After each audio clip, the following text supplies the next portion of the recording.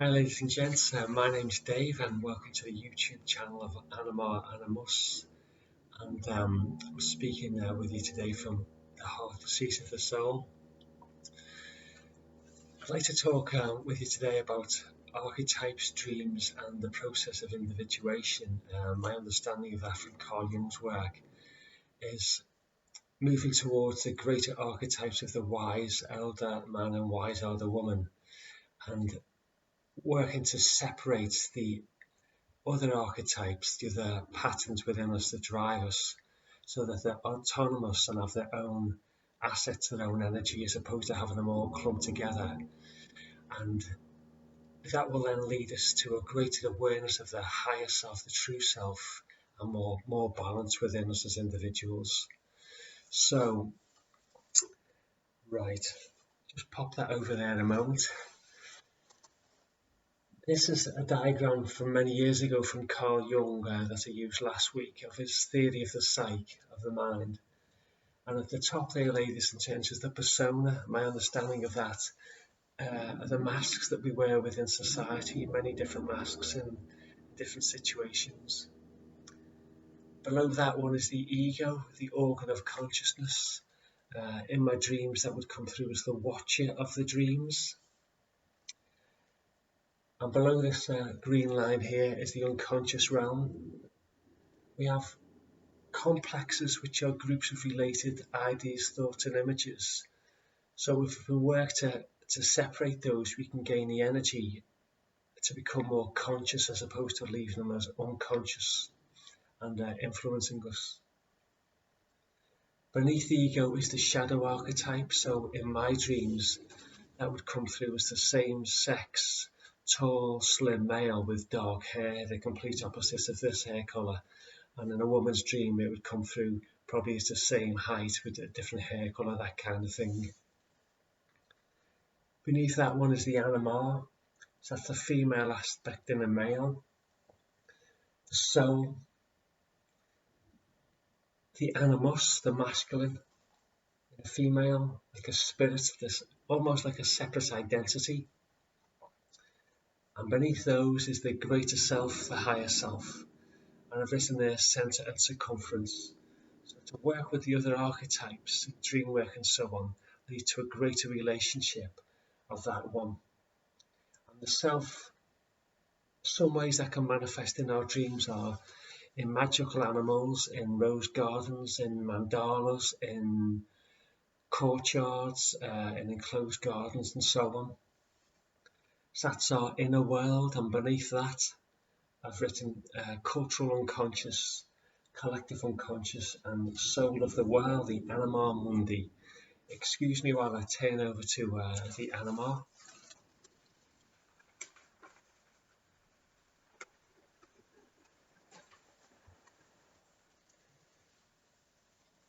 A Jungian analyst, a lady I know, has very kindly let me use this information, and this week I'll use the female aspect in man to talk about the positive and the negative, more challenging qualities. So how the anima, the female side and the male, can come through in the positive ways are warm and nurturing, generous, protective, able to relate, in touch with feelings, compassionate, gentle, wise and spiritual, visionary and inspired, creative, loving and mediating. In the more challenging negative aspects are lazy, sleepy, grumpy and moody, just like the dwarfs, over-nurturing, manipulating, demanding, self-righteous, feeling deprived and rejected, dissolute and depraved, substance addicted, passive and impotent. So as last week I used a book from Tom Chetwynd, Dictionary of Dreamers, and in the future I'll draw on other analysts and other authors' work to build a bigger picture. So I'd just like to refer to something that I touched on last week from Tom's work on the shadow archetype. So this is the one that would come through in your dreams as the same sex. So the value, ladies and gents, of integrating the shadow into the personality is perhaps clearest in the case of the extrovert and introvert. When the time comes to develop the other side, which has so far been neglected, then the dreams call attention to this. Trying to live in a whole life focused exclusively on the outside world, or devoid entirely to the inner realm, inevitably limits the scope of the individual's life and leads to many delusions. For the introvert to break out into the world of sun and trees, and for the extrovert to begin to reckon with their inner disposition, their own needs, etc., is for both a fresh experience that broadens their horizons and incidentally gives them a greater understanding of each other. If the individual neglects to do this, it will not only exclude them from the other realm, but also find themselves becoming increasingly incompetent in the sphere to which they've exclusively limited themselves. Even the extrovert's relationship with the outside world will begin to play them false, because they can't reckon with the inner factors. Similarly, the introvert's conflict with the outside world will disturb them with their inner tranquility. So it's important to work with our inner world, and dreams are great for that. I'll just turn over, just bear with me, ladies and gents. Just talk about the anima, so the female aspect in the male. This is the center and the pattern of all the feminine forces within a man, the emotional, intuitive and instinctive side of his nature. All the woman the individual has known in his life, but especially his mother, will have helped to form his image of what is feminine. In his dreams, this female figure may have features of any of them, or may be a completely unknown woman, or be represented by such animals as have been feminine deities in mythology.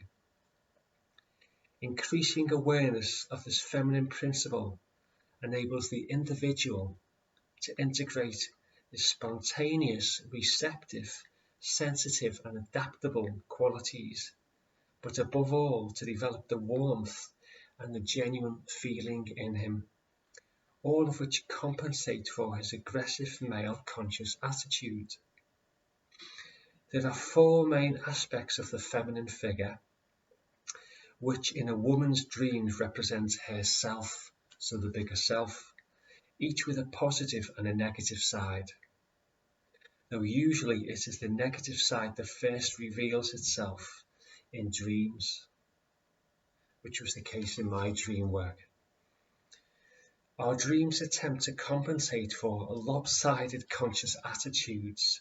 Therefore, the anima usually appears when a man is neglecting the feminine side of himself, and before the consequences of this have been felt. So she'll come through in the dreams to prompt him to work with her. This may mean that the individual is forcing everything in him into the masculine mould, which will by degrees turn tenderness into cruelty, obedience into defiance, and sensitive tendencies into hatred, especially during the second half of life. Failure to respect and assimilate these vital feminine forces within often leads to premature crustiness, rigidity and obstinacy, or else weariness and irresponsibility, often accompanied by a tendency to drink, alcohol, I presume he means.